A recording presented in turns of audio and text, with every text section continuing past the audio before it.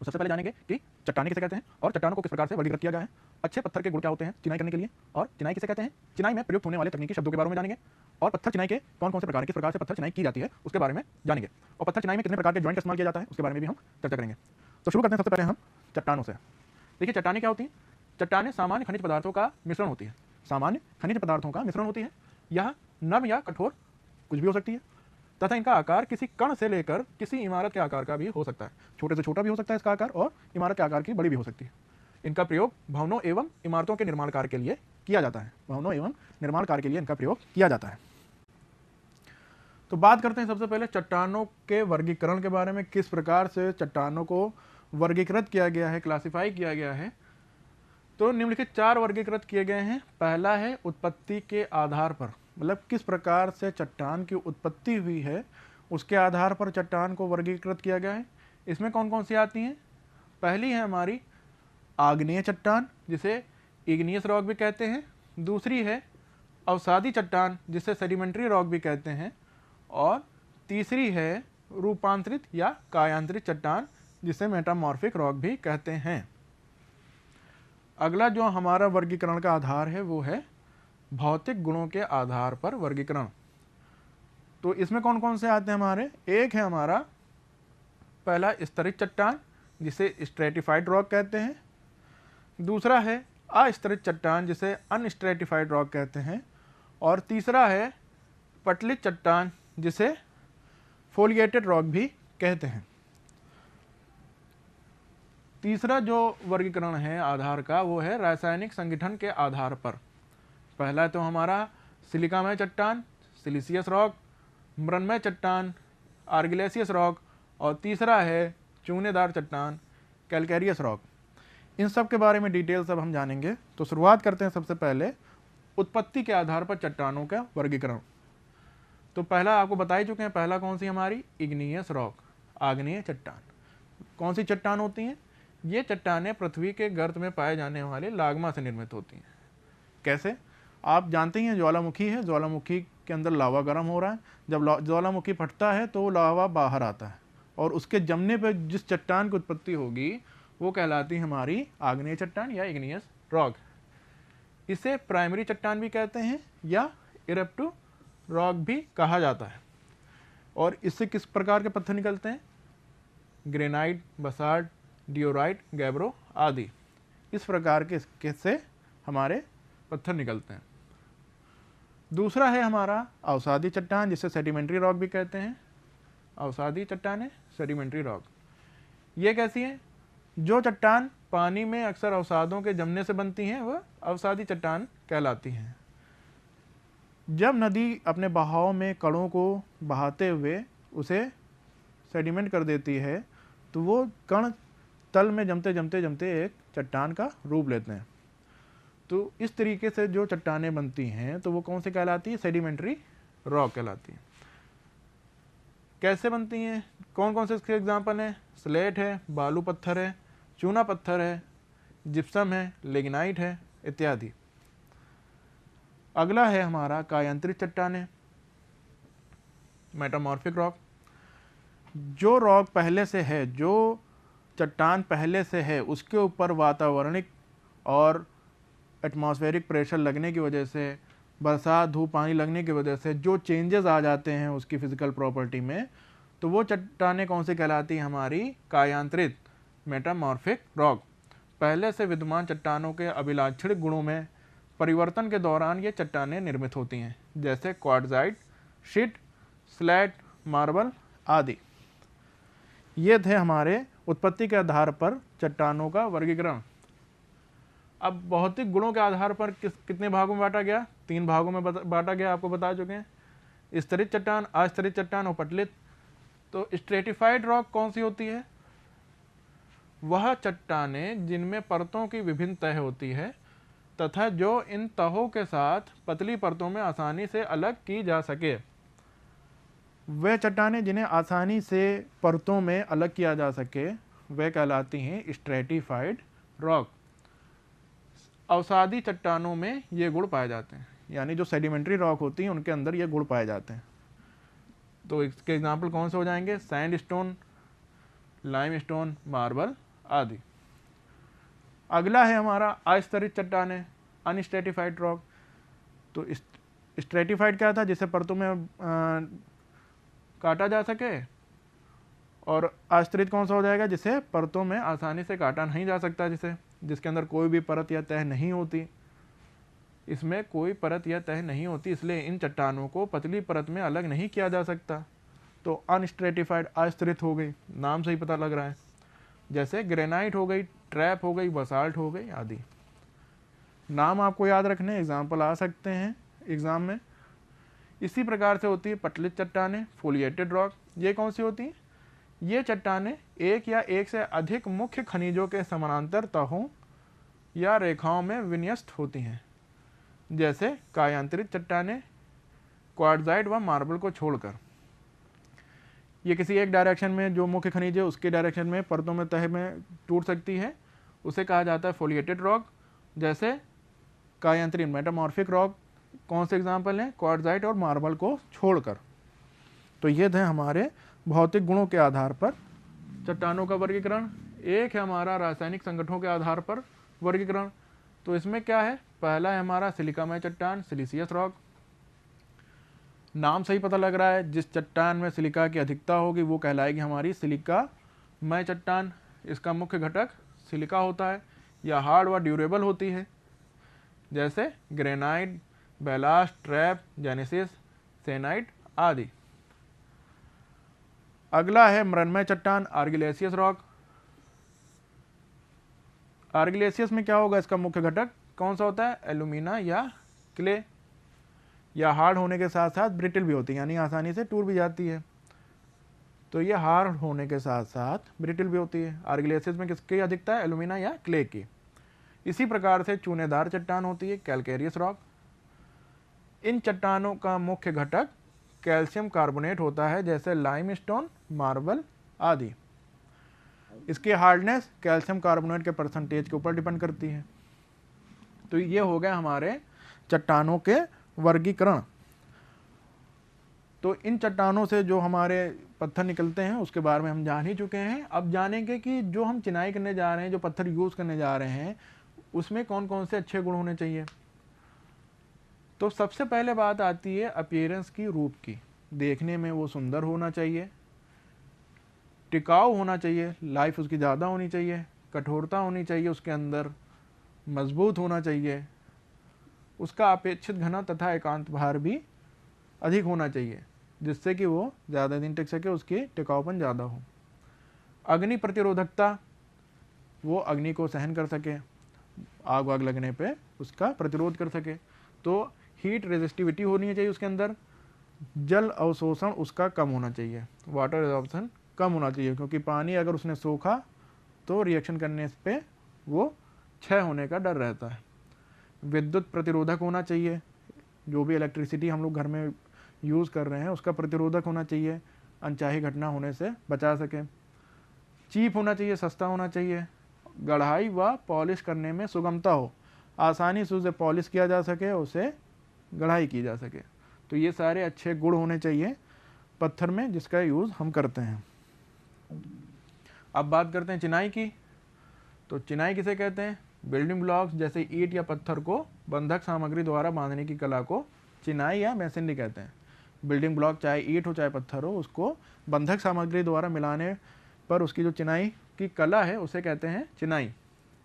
इसके मुख्य घटक कौन कौन से हैं पत्थर चिनाई के? जब पत्थर को चिनाई हो रही है तो उसमें मुख्य घटक हो गया पत्थर, और जिसके द्वारा बंधक सामग्री जो द्वारा जो चिना जा रहा है वो हो गया मसाला हो गया। तो पत्थर चिनाई हो गई, पत्थर को बंधक सामग्री द्वारा यानी मसाले द्वारा बांधने की कला को पत्थर चिनाई या स्टोन मैसनरी कहते हैं। अब बात करते हैं तकनीकी शब्दों के बारे में। तो सबसे पहला है हमारा स्ट्रेचर।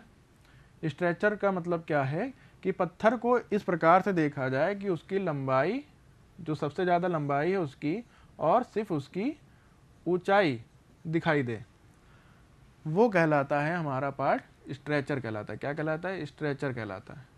इसी प्रकार से पत्थर को इस प्रकार से देखा जाए कि उसकी चौड़ाई और ऊंचाई दिखाई दे, तो वो पार्ट हमारा कहलाएगा हेडर। क्या कहलाएगा हमारा हेडर। जिसमें लंबाई और ऊंचाई दिखाई दे कहलाएगा स्ट्रेचर, और जिस पार्ट में पत्थर को इस प्रकार से देखा जाए कि उसकी सिर्फ और सिर्फ चौड़ाई और ऊंचाई दिखाई दे वो कहलाएगा हेडर। अगला है हमारा बेड। बेड जिसे कहते हैं आधार। जिस बेड पे बिछाया जा रहा है, जिस आधार पे उसे बिछाया जा रहा है वो बेड कहलाएगा। परपेंड्स। परपेंड्स होता है एक काल्पनिक रेखा। कैसी काल्पनिक रेखा? मान लीजिए ये पत्थर की चिनाई है,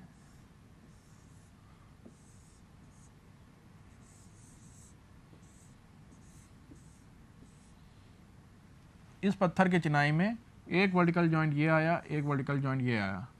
अब इसको मिलाती हुई एक काल्पनिक रेखा, ये क्या कहलाएगी? आपकी परपेंड्स कहलाएगी।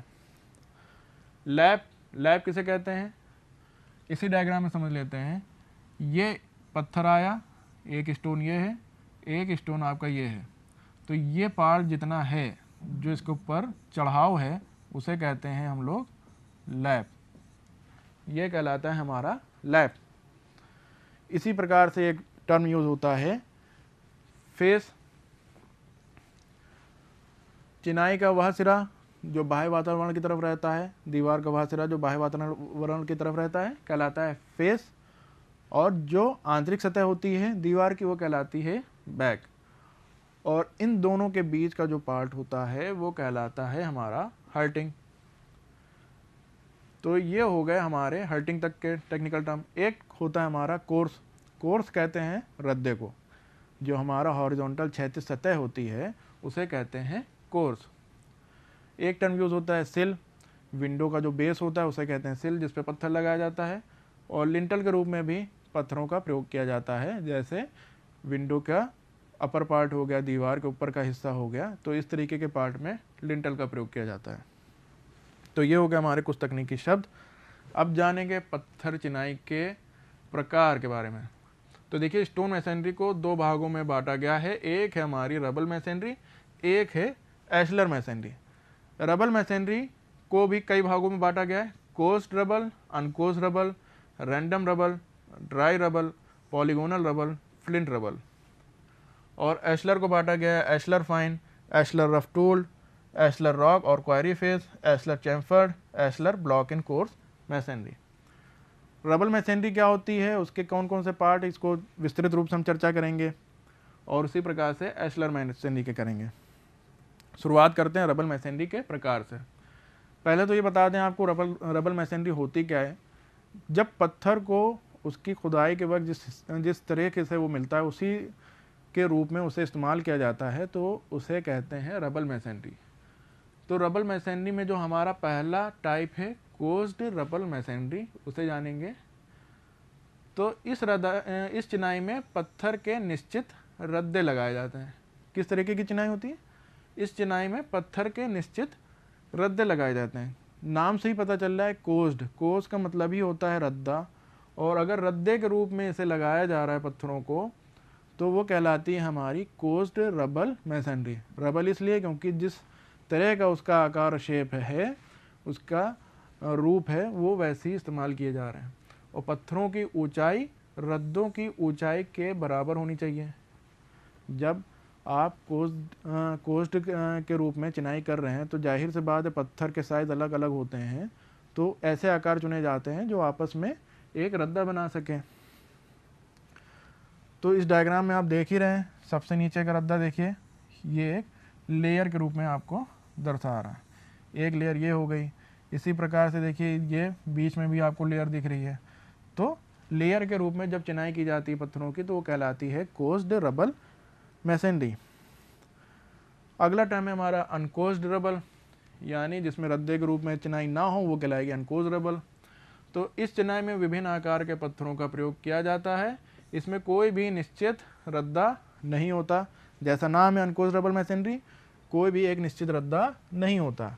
इसमें आप देख रहे होंगे सारे अनइवन आकार के चिनाई की गई है और कोई भी इसमें निश्चित रद्दा नहीं है। ये हो गया हमारा अनकोस्ड रबल मैसनरी। अगला है हमारा रैंडम रबल मैसनरी। इसमें क्या है, इस प्रकार की चिनाई में इर्रेगुलर शेप व साइज के पत्थर का प्रयोग किया जाता है। और इसे इस तरीके से चिना जाता है कि देखने में अच्छा लगे, देखने में ये अच्छा लगे। और इस प्रकार की चिनाई में मसाले की मोटाई 6 mm से अधिक नहीं होनी चाहिए। इस तरीके के सवाल आ सकते हैं कि मसाले की मोटाई कितनी mm होनी चाहिए रबल मशीनरी में, रैंडम रबल मशीनरी में, तो 6 mm से अधिक नहीं होनी चाहिए। डायग्राम में आप देख रहे हैं सारे अनिश्चित रद्दे के रूप में लगे हैं, लेकिन मसालों की मोटाई आपकी 6 mm से अधिक नहीं होगी रैंडम रबल मशीनरी में। अगला है हमारा ड्राई रबल मशीनरी।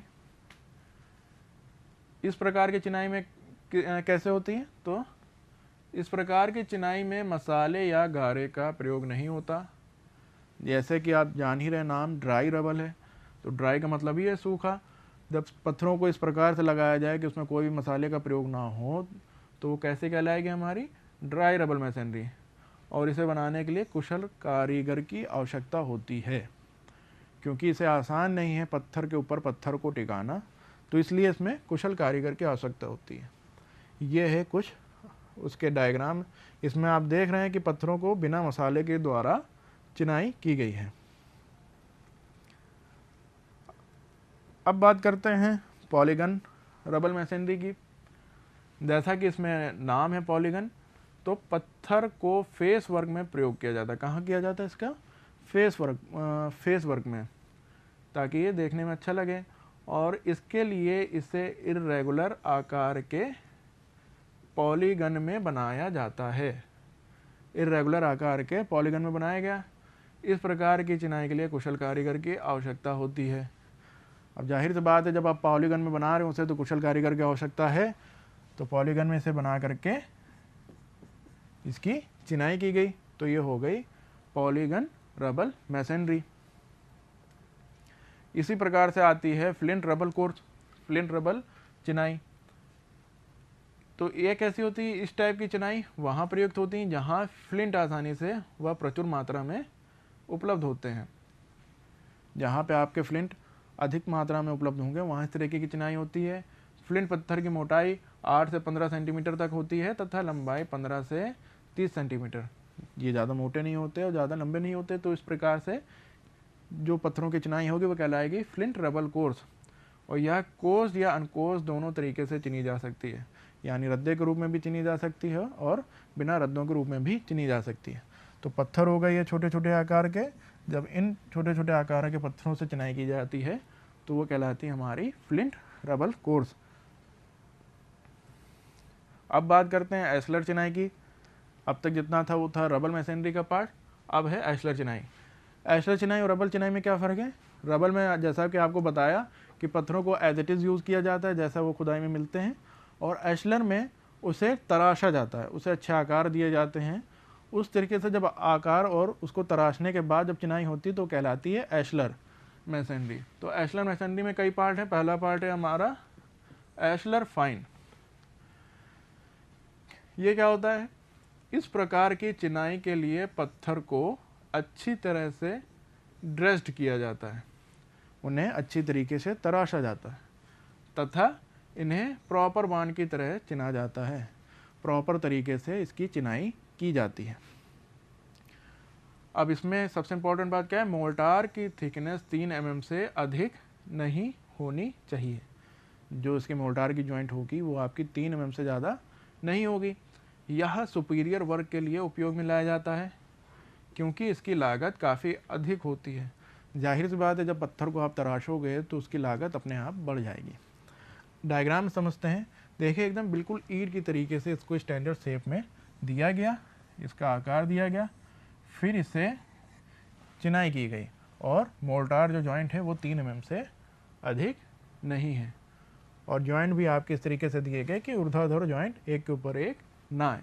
तो ये है हमारा एशलर फाइन। अगला है हमारा एशलर रफ टूल।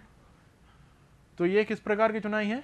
देखिए इस प्रकार की चिनाई के लिए पत्थर के साइड व बेड को, जो उसके साइड है और जो उसका बेड है, को भली भांति ड्रेस किया जाता है, लेकिन फेस को रफ ही रखा जाता है।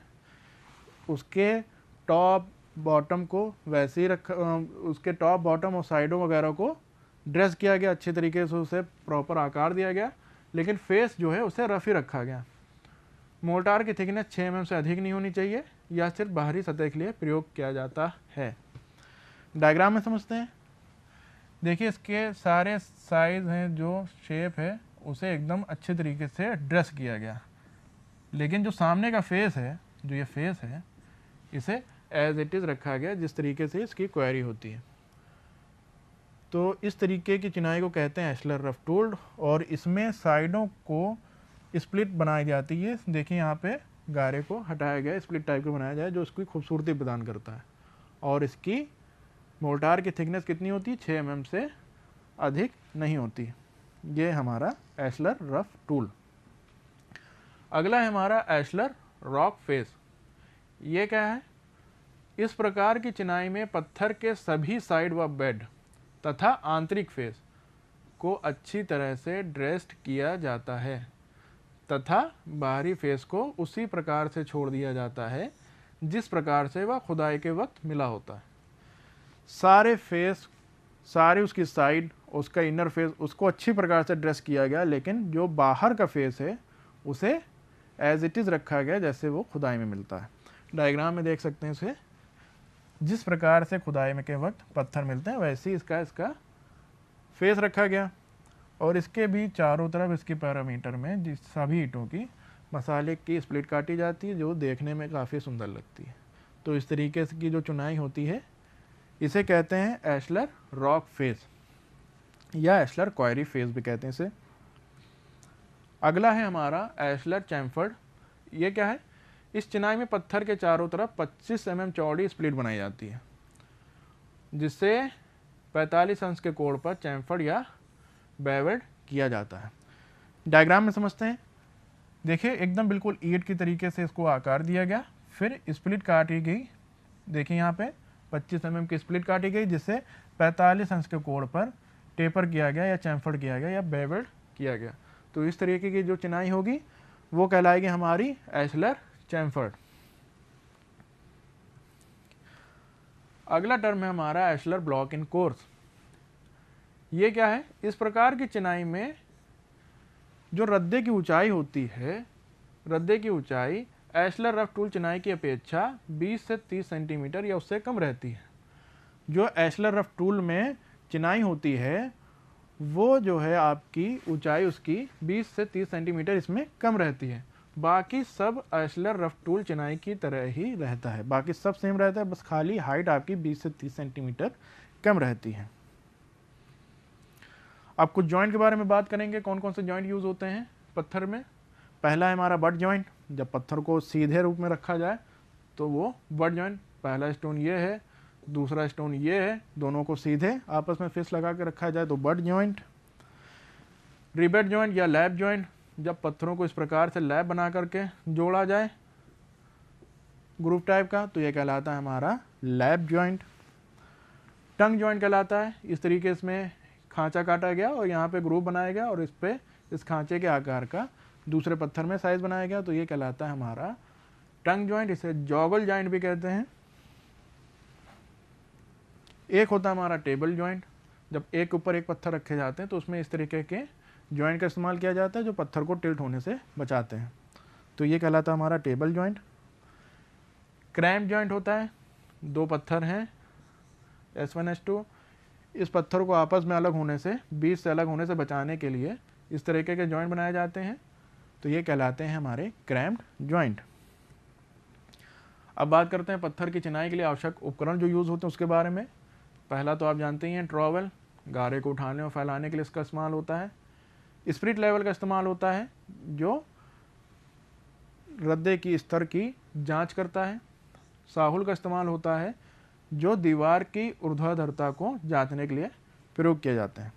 ये है उसके डायग्राम, ये ट्रॉवेल हो गया, ये स्प्रिट लेवल हो गया, ये हो गया आपका प्लम बॉब या साहुल। अगला है हमारा मैसन स्क्वायर। मैसन स्क्वायर का इस्तेमाल होता है समकोण जांचने के लिए। लाइन तथा पिन का इस्तेमाल होता है रद्दे की अलाइनमेंट जांचने के लिए, लाइन तथा पिन का इस्तेमाल किया जाता है। छेनी का इस्तेमाल होता है पत्थर को ड्रेस्ड करने के लिए, छेनी का इस्तेमाल किया जाता है, उसे तराशने के लिए इस्तेमाल किया जाता है। स्पॉल हैमर, या हैवी हैमर होता है जिसका प्रयोग पत्थर की रफ ड्रेसिंग के लिए किया जाता है। ये हो गया हमारा स्पॉल हैमर। अगला है हमारा क्रॉस कट सा यानी आरी। इसका प्रयोग हार्ड पत्थर काटने के लिए किया जाता है। और एक होता है फ्रेम सा, बड़े पत्थर के ब्लॉक को काटने के लिए इसका प्रयोग किया जाता है। ये कुछ टूल थे जो यूज़ होते हैं हमारे स्टोन मेसनरी में। तो ये था आज का हमारा प्रशिक्षण, जिसमें हमने जाना कि चट्टान किसे कहते हैं और चट्टानों के वर्गीकरण के बारे में जाना कि वो उनकी उत्पत्ति के आधार पे उसके क्या क्या वर्गीकरण है, इग्नियस, सेडिमेंट्री, मेटामॉर्फिक, और उसके रासायनिक संगठन के आधार पर सिलिसियस, आर्गिलेसियस, कैलकेरियस, भौतिक गुणों के आधार पर उसके बारे में हमने जाना। पत्थर के अच्छे गुण क्या होते हैं उसके बारे में जाना। चिनाई किसे कहते हैं वो जाना। पत्थर चिनाई किसे कहते हैं वो जाना। और उसमें प्रयुक्त होने वाले तकनीकी शब्दों के बारे में हमने जाना। हेडर है, स्ट्रेचर है, आपका कोर्स है, बैक है, फेस है, हर्टिंग है। इसी प्रकार से पत्थर चिनाई के प्रकार के बारे में जाना। रबल मशीनरी होती है, एस्लर मशीनरी होती है, रबल और एस्लर दोनों के टाइप के बारे में जाना। और उसमें प्रयुक्त होने वाले जॉइंट के बारे में जाना। और पत्थर चिनाई के लिए जो उपकरण यूज़ हो रहे हैं, कुछ टूल के बारे में हमने जाना। आज के इस प्रशिक्षण में जितना भी मटेरियल लिया गया है वो निमी की बुक से लिया गया है, ड्राफ्टमैन सिविल की, और अभिषेक आरजी की बुक से लिया गया है। उम्मीद है आपको ये प्रशिक्षण आज का समझ में आया होगा। आशा करते हैं आपके उज्जवल भविष्य की। मिलेंगे आपसे एक नए टॉपिक के साथ, तब तक के लिए नमस्कार।